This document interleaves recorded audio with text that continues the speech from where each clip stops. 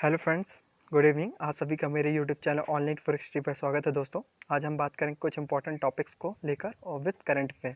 सो दोस्तों, आप मेरे चैनल को लाइक करें, सब्सक्राइब करें और शेयर करें और नोटिफिकेशन दबाना बिल्कुल मत भूलिएगा दोस्तों, क्योंकि जब भी हम वीडियो अपलोड करें तो उसका नोटिफिकेशन आपके पास पहुँच जाए। सो दोस्तों, चलिए स्टार्ट करते हैं। आज का फर्स्ट क्वेश्चन है, हाल ही में किस राज्य सरकार ने कोविड-19 के लिए 4 अस्पतालों को प्लाज्मा थेरेपी सुविधा में बदला है? तो ये उड़ीसा सरकार ने।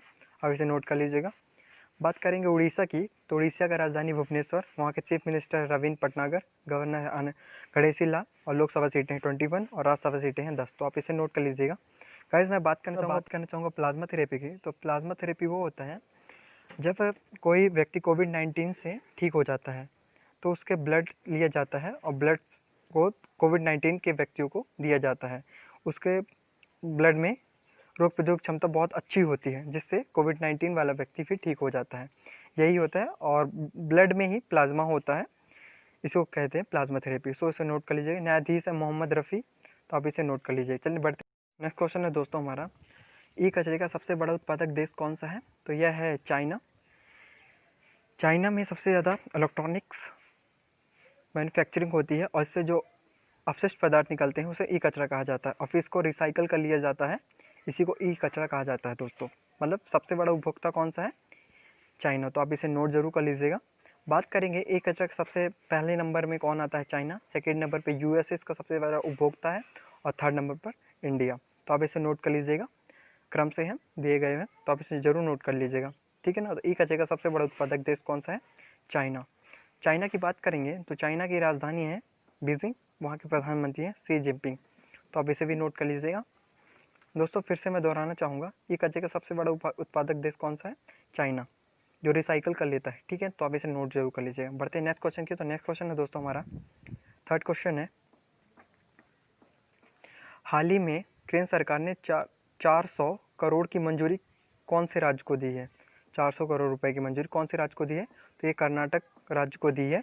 आप इसे नोट कर लीजिएगा, कर्नाटक राज्य को दी है। कर्नाटक की कैपिटल है बेंगलुरु, सीएम है येदियुरप्पा, वहाँ के गवर्नर कौन है? वाजूभाई वाला। तो आप इसे भी नोट कर लीजिएगा दोस्तों, बहुत इंपॉर्टेंट है दोस्तों। अगर नोट नहीं कर रहे हैं तो आप वीडियो को रिवाइव करके देख सकते हैं। हाल ही में केंद्र सरकार ने 400 करोड़ रुपए की मंजूरी कौन से राज्य को दी है? तो यह कर्नाटक राज्य है। कर्नाटक राज्य की कुछ टैगलाइंस है दोस्तों।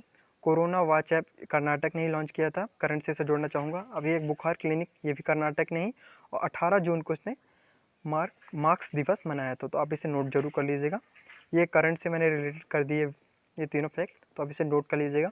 चलते बढ़ते हैं आगे फोर्थ क्वेश्चन की ओर। तो दोस्तों, हमारा फोर्थ क्वेश्चन है, दुनिया का 5वां सबसे अधिक विदेशी मुद्रा वाला भंडार कौन सा देश है दोस्तों? ये तो अपना इंडिया, भारत है। यहाँ ट्रेवलिंग जो विदेश से लोग आते हैं, जिससे इकट्ठा होते हैं पैसे, विदेशी मुद्रा, डॉलर, तो इसका 5वां सबसे बड़ा भंडार कौन सा बनता है? भारत बन गया है। आइए भारत की बात करते हैं। तो भारत की कैपिटल है नई दिल्ली, प्रेसिडेंट है रामनाथ कोविंद और प्राइम मिनिस्टर है नरेंद्र मोदी और करेंसी रुपया चलती है। तो आप इसे भी नोट कर लीजिएगा। 5वां सबसे बड़ा भारत विदेशी मुद्रा का भंडार बन गया है। तो आप इसे नोट कर लीजिएगा दोस्तों। नोट नहीं कर रहे हैं तो आप वीडियो को रिवाइव करके देख सकते हैं। बढ़ते हैं नेक्स्ट क्वेश्चन की ओर। तो फिफ्थ क्वेश्चन है दोस्तों, आसपास नामक हेल्पलाइन का शुभारंभ किस राज्य ने किया है? तो यह मध्य प्रदेश सरकार ने किया है। अब इसे नोट कर लीजिएगा।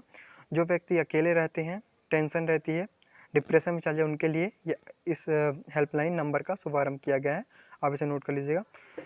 और मध्य प्रदेश सरकार की एक टैगलाइन थी, कुशल श्रमिकों के लिए रोजगार सेतु योजना का शुभारंभ मध्य प्रदेश शासन ने किया था। बात करते हैं मध्य प्रदेश की। तो मध्य प्रदेश की राजधानी है भोपाल, मुख्यमंत्री शिवराज सिंह चौहान, गवर्नर आनंदीबेन पटेल।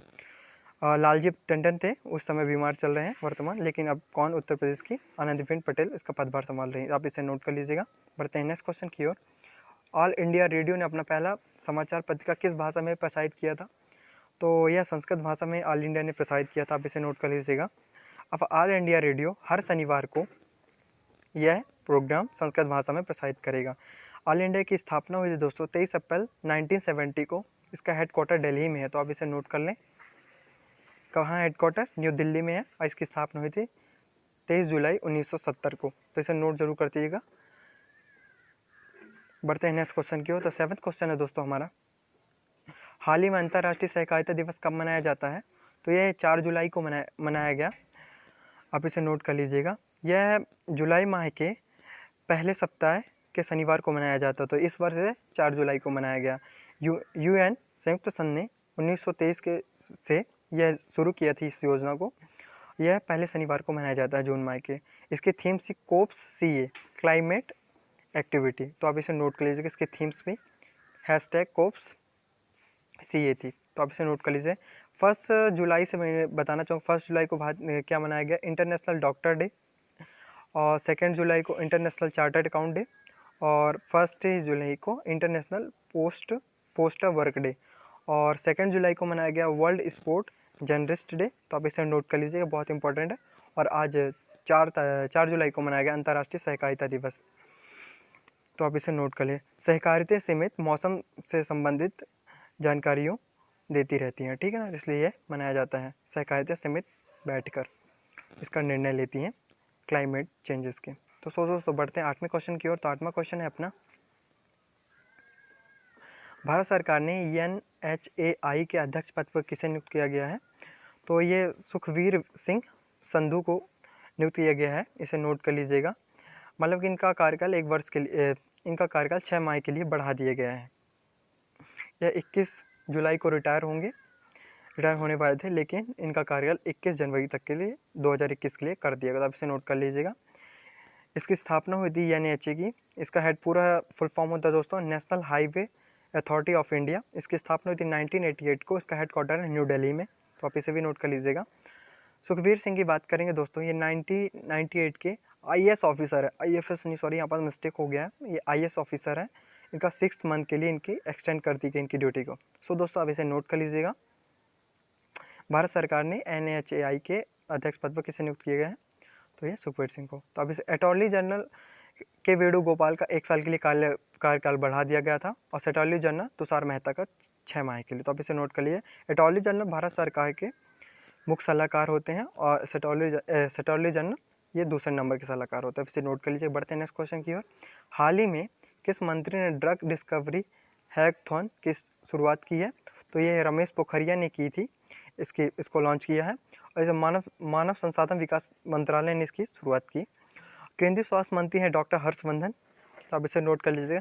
ये WHO के क्या है, अध्यक्ष भी हैं, तो आप इसे नोट कर लीजिएगा दोस्तों। कोविड-19 कथा को बुक को लॉन्च करने वाले भी कौन है? डॉक्टर हर्षवर्धन। तो मैंने ये सब करंट से जोड़ दिया दोस्तों, जितनी भी जानकारियाँ थी डॉक्टर हर्षवर्धन के बारे में, तो आप इसे नोट कर लीजिएगा। बढ़ते हैं लास्ट 10th नंबर के क्वेश्चन दोस्तों, तो आप इसे नोट जरूर कर लीजिएगा, और आपको क्वेश्चन अच्छे लगे हों तो आप चैनल को सब्सक्राइब करिएगा। संयुक्त राष्ट्र में भारत के नए स्थायी प्रतिनिधि के रूप में कैसे चुना गया है? तो इंद्रमणि पांडे को चुना गया, तो आप इसे नोट कर लीजिएगा। ये थे IFS ऑफिसर 1919 बैच के, तो आप इसे नोट कर लीजिएगा। संयुक्त राष्ट्र ने चुना है इंद्रमणि पटेल को। संयुक्त राष्ट्र में भारत के नए स्थायी प्रतिनिधि के रूप में कैसे चुना गया है? इंद्रमणि पटेल को, आप इसे नोट कर लीजिएगा। और लास्ट तक वीडियो देखने के धन्यवाद दोस्तों, आप सभी का दिन शुभ हो। थैंक यू दोस्तों, आप अपना प्यार यूँ ही बनाए रखें। Thank you so much.